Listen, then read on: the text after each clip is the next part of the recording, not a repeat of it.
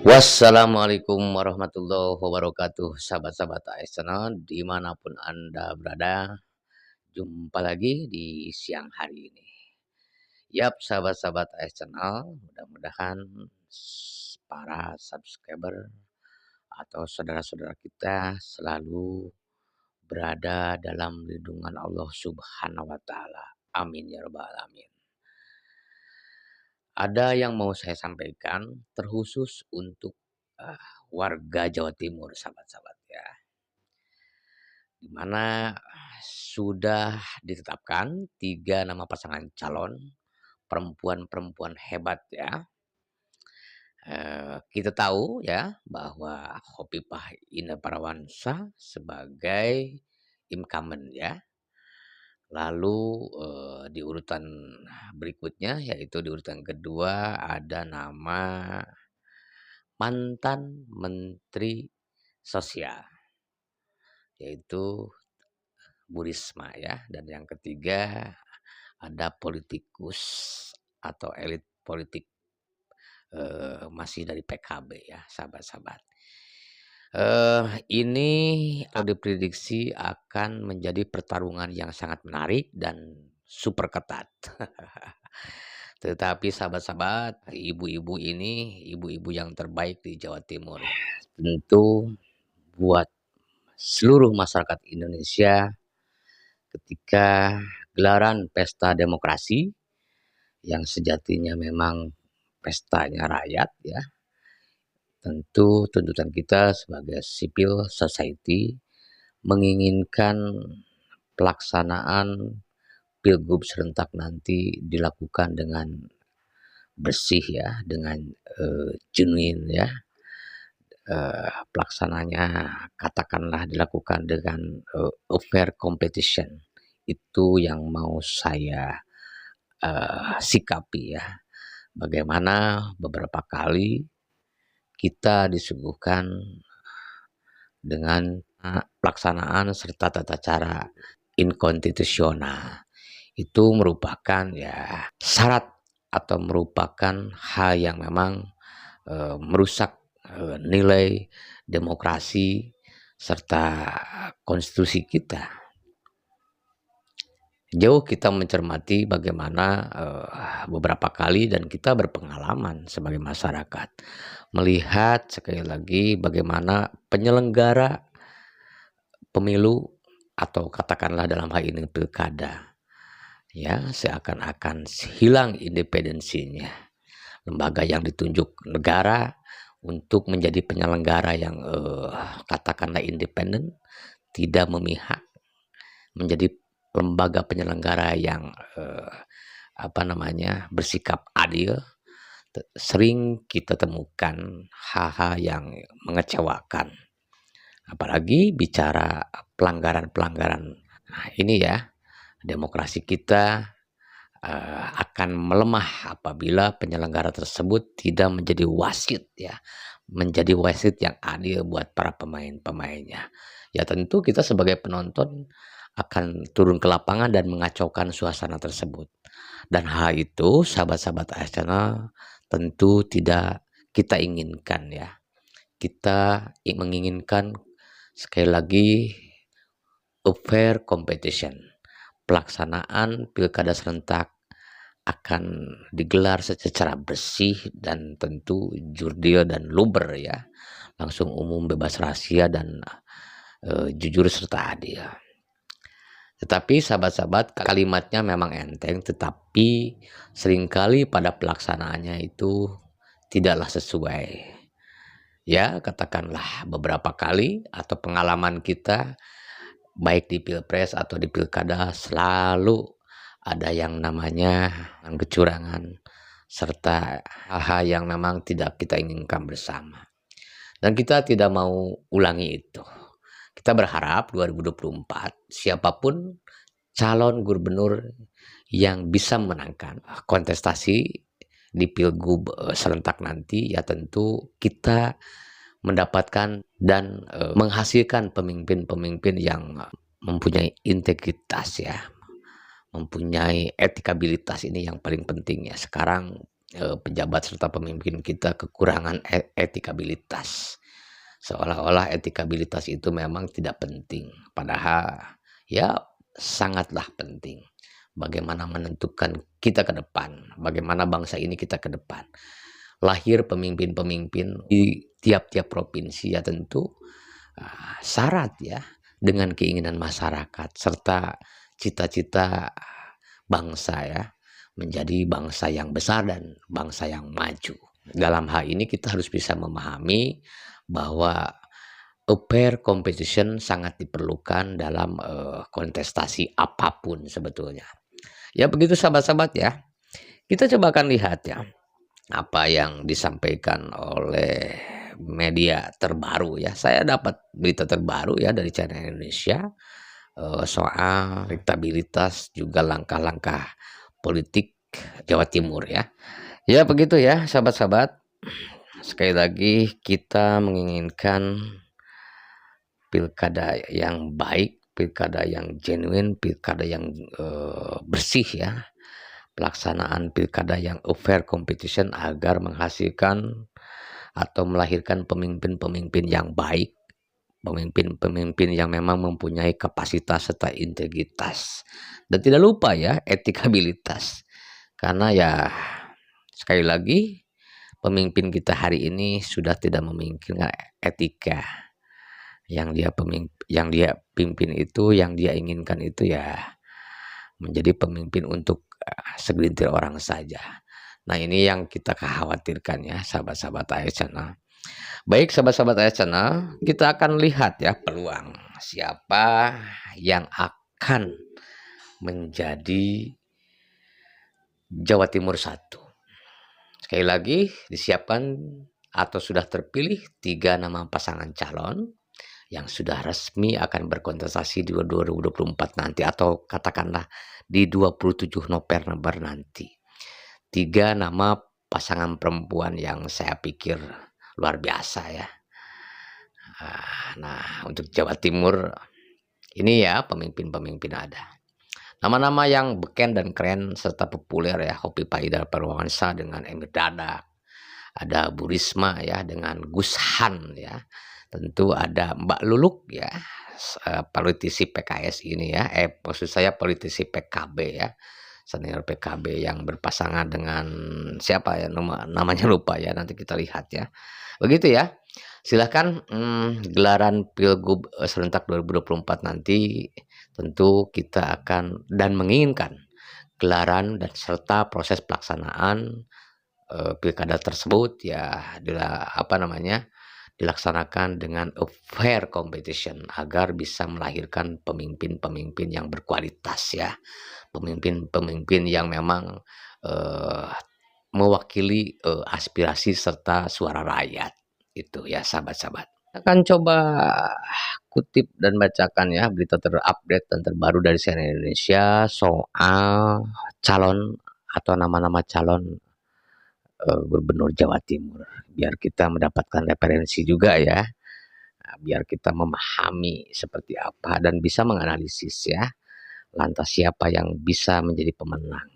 Ada juga informasi ya, survei serta indikatornya ada ya. Ya ini ya, ada data logi ya dari CNN Indonesia soal elektabilitas Hopipa Risma Luluk di Pilgub Jatim 2024. Saya akan bacakan ya. CNN Indonesia Rabu 25 atau hari ini ya 09 2024 pagi tadi ya. Jakarta CNN Indonesia 3 pasangan calon gubernur dan wakil gubernur siap bertarung dalam Pilgub Jawa Timur 2024. Mereka antara lain Hopipa Indar Parawansa, Emir Dadak, Tri Risma Harini, Jahrul Asar Asumta, dan Luluk Nur Hamidah beserta Lukmanul Hakim ya. Beberapa lembaga survei telah melakukan jejak pendapat terkait Pilgub Jatim, salah satunya Poltreking Indonesia. Dalam survei terbaru yang dilakukan pada 4-10 September, Hopipa Emil unggul disusul Risma, Jahrul, dan Luluk Lukmano. Begitu ya. Jadi sahabat-sahabat, di dalam lembaga survei ya, untuk Jawa Timur ada pasangan Hovifah ya dan Emil Dardak unggul ya, dan disusul oleh Bu Risma berpasangan dengan Jahrul dan Luluk dengan Lukmanul Hakim ya. Jadi begitu ya. Ya sahabat-sahabat, sebelum saya lanjutkan ya, perlu sahabat-sahabat ketahui bahwa Hovifah Emil ini diusung oleh kurang lebih 15 partai. Kalau di Jawa Barat ada nama Deddy Mulyadi yang diusung oleh partai-partai, katakanlah dari Kim Plus ya, kebanyakan dari Kim atau dari partai pemerintah. Lalu di Jakarta, Ridwan Kamil, Suswono yang diusung oleh partai besar, dan di Jawa Timur tentu pasangan Hovifah Emil yang diusung oleh banyak partai, katakanlah sampai 15 partai. Ya tentu indikator serta lembaga survei-survei ya tentu akan menempatkan pasangan-pasangan tersebut di urutan yang pertama. Begitu ya, tetapi jangan lupa bahwa itu survei ya, bukan menjadi syarat dan patokan ya, buat siapa lantas yang akan nanti terpilih ya menjadi Jawa Timur 1. Saya lanjutkan ya. Hovifah mengaku tetap waspada meskipun unggul jauh dalam survei poltreking, yakni dengan 57,3%. Jadi lebih dari 50% ya sahabat-sahabat ya. Sementara Risma mengatakan survei yang dilakukan oleh Poltreking Indonesia itu hanya berjarak 1 pekan dari pendaftaran KPU akhir Agustus lalu. Jadi ya agak sudah lama ya Agustus, belum mungkin terbaru ya. Ini survei di Agustus ya. Ya jadi Bu Risma ya dia menyatakan begitu, belum tentu kalau yang sekarang. Aku baru jalan seminggu baru jalan, kata Risma di Surabaya Jumat malam. Risma mengatakan pihaknya bakal berusaha keras menggenjot elektoral di Pilkada Jatim 2024, namun hanya Tuhanlah yang menentukan segala hasilnya. Keyakinan itu hanya milik Tuhan, manusia hanya bisa berusaha, ketentuan dan yakin itu di tangan Tuhan, ujarnya. Pasangan cagup-cawagup ini sudah mendapatkan nomor urut. Luluk Lukmanul nomor 1, Hovifah ini tulisannya kurang jelas ya, tetapi tulisannya begini ya, Hovifah Emil nomor 1 barangkali ya, dan Risma nomor 2 barangkali, dan Jahrul nomor 3, begitu kan barangkali ya. Berikut rinciannya, coba kita ada rinciannya nih. Berikut rincian elektabilitas pasangan calon Pilgub Jawa Timur. Survei Poltreking Indonesia dilakukan 4-10 September dengan 1.200 responden di 38 kabupaten kota. Hovifah Ina Parawansa, Emil Dardak di urutan pertama ya, Risma Jahrul, Tri Risma Maharini, Jahrul Asumta di urutan kedua, dan Luluk Nur Hamidah di Lukmanul Hakim di urutan yang ketiga. Ini nanti saya akan tampilkan ya sahabat-sahabat survei serta elektabilitasnya nanti saya akan tampilkan di video ya. Nah ini saya lanjutkan ya, elektabilitas cakup Jawa Timur survei Poltreking Indonesia pada 4-10 September dengan 1.200 responden di 38 kabupaten kota. Hovifah Ida Parawansa 55,3%, Tri Risma Maharini 22,8%, Luluk Nur Hamidah 1,8%, dan tidak menjawab 20,1%. Ini yang tidak menjawabnya pun ya masih tinggi ya, 20,1%. Ya bisa saja ini ke nama calon yang ya terakhir nanti surveinya. Dan ini juga ada margin of error-nya 2,9% dan tingkat kepercayaan 95%. Ini luar biasa, masih jauh ya kayaknya. Belum bisa memastikan secara signifikan ya. Dan tentu kalau para pakar serta analisis ya belum bisa menentukan kalau ya katakanlah margin of error masih di 2,9% serta tingkat kepercayaan masih 90%. Belum mencapai 100%. Ya ini bisa masih mempunyai peluang ya buat calon-calon, calon-calon gubernur untuk bisa memenangkan Pilgub, Jawa Timur.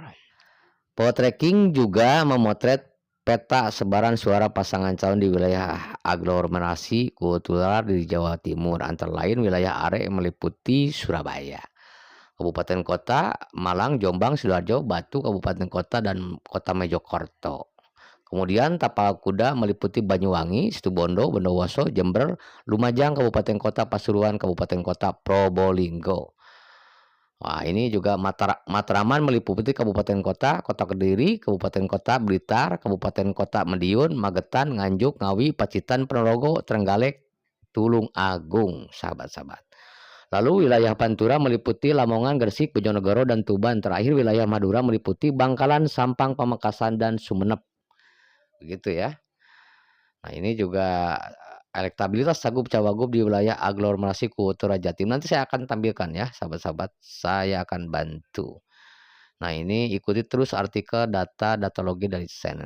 Nggak usah ya, nggak usah saya bacakan semua ya. Tapi saya nanti akan menampilkan ya survei-surveinya ya di video saya.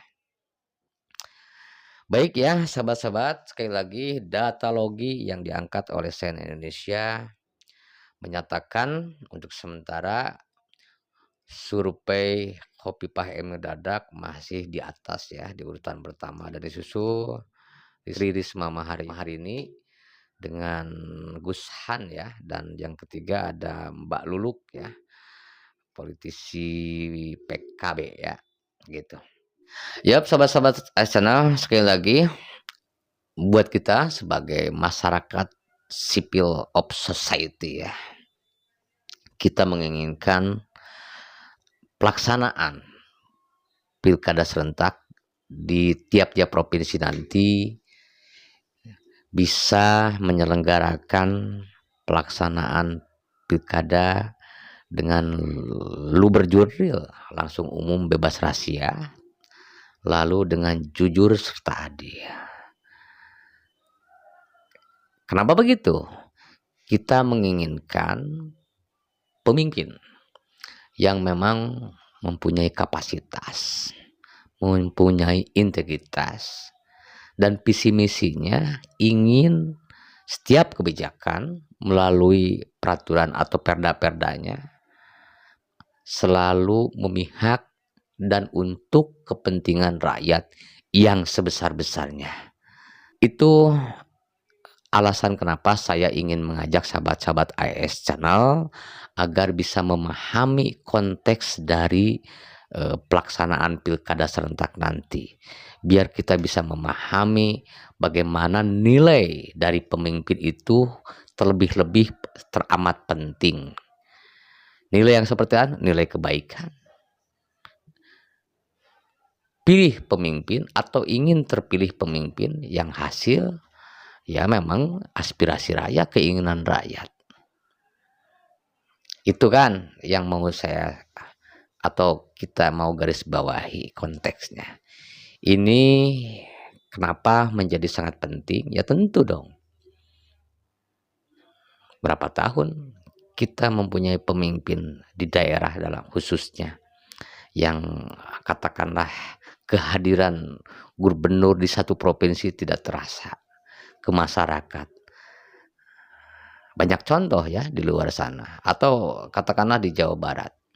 Ketika Jawa Barat dipimpin oleh Ridwan Kamil, yang merasakannya itu hanya masyarakat kota saja. Jadi pembangunan itu tidak sampai ke daerah-daerah. Makanya tentu jadi PR ya buat gubernur berikutnya nanti. Bagaimana program serta kesejahteraan itu atau katakanlah pembangunan bisa sampai ke masyarakat yang terbawah. Nah, ini pelajaran buat kita ke depan. Akan menjadi lebih penting ketika kapan ya sekarang atau katakanlah 27 November nanti. Kita gunakan rasionalitas kita, akal sehat kita, kecerdasan kita untuk memilih wakil kita. Ini hal yang penting. 15 menit tetapi akan menentukan nasib kita 15 atau 5 tahun ke depan. concern kita ya, hiraukan orang-orang yang mau mengajak atau katakanlah mau memberi suara kita, menawarkan money politik, menawarkan ya bentuk apapun, janji-janji kampanye, janji-janji palsu yang ujung-ujungnya tentu akan merugikan kita. Dan kita banyak belajar. 2024 kita, sahabat-sahabat Arsenal, jangan tertipu lagi dengan omon-omon ya, dengan kampanye-kampanye yang melanggar undang-undang. Seharusnya orang tersebut atau siapapun ya yang mengajak-ngajak atau menawarkan politik atau money politik ya, atau biar bisa mencurangi pasangan lain guna ingin mendapatkan suara atau limpahan suara yang banyak dengan melakukan hal-hal yang memang melanggar undang-undang serta melanggar hukum ya. Itu sebetulnya jangan dipilih ya sahabat-sahabat, calon yang ditawarkan oleh orang-orang atau tim-tim tersebut ya. Yang saya pikir ya memang semuanya tim ses itu akan sibuk ya. Begitu ya, bagaimana mereka membeli suara kita, mengiming-iming dengan janji-janji palsu, padahal janjinya tidak pernah terbukti sama sekali. Kita fokus ya, lihat setidaknya sekali lagi rekam jejak, kualitas diri dari calon-calon kepala daerahnya atau calon gubernurnya, integritasnya, kapasitasnya, kapabilitasnya bila perlu kita lihat. Jadi kita berhitung, kita gunakan rasionalitas kita, kecerdasan kita untuk memilih dan menentukan menjadi voter yang baik ya, bisa menentukan calon gubernur yang terbaik dari yang baik ya. Begitu ya sahabat-sahabat, agar ya mendapatkan pemimpin yang bisa memperhatikan kebutuhan serta kesejahteraan rakyatnya 5 tahun ke depan. Kita banyak belajar itu sahabat-sahabat Arsenal ya. Ini kita harus garis bawahi.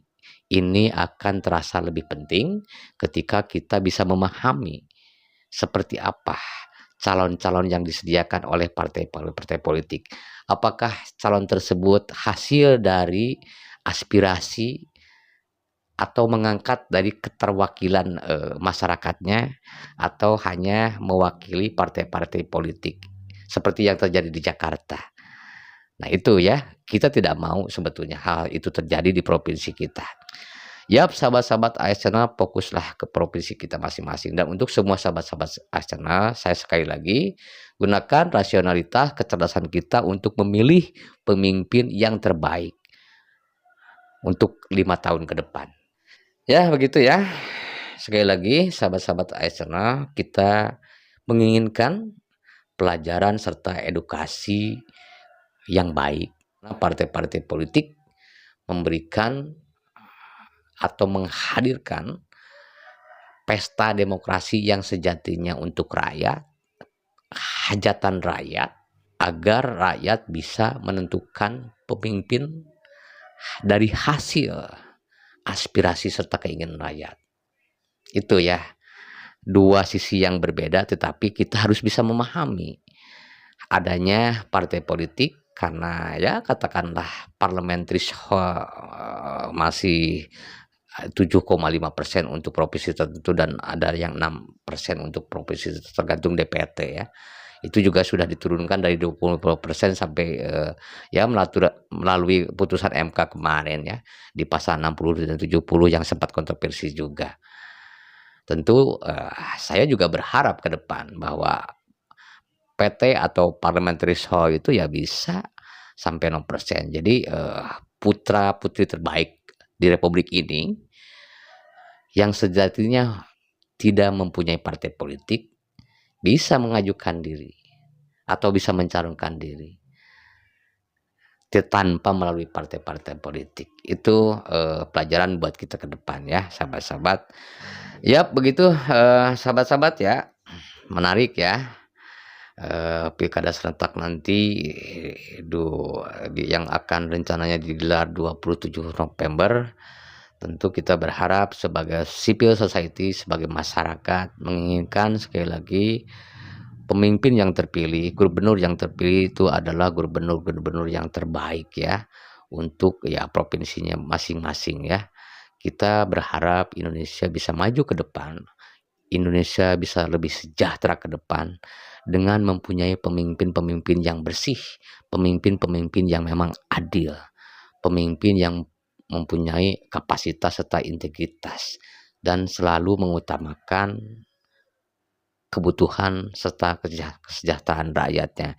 Itu yang mau kita inginkan ya di dalam skala atau siklus negara demokrasi.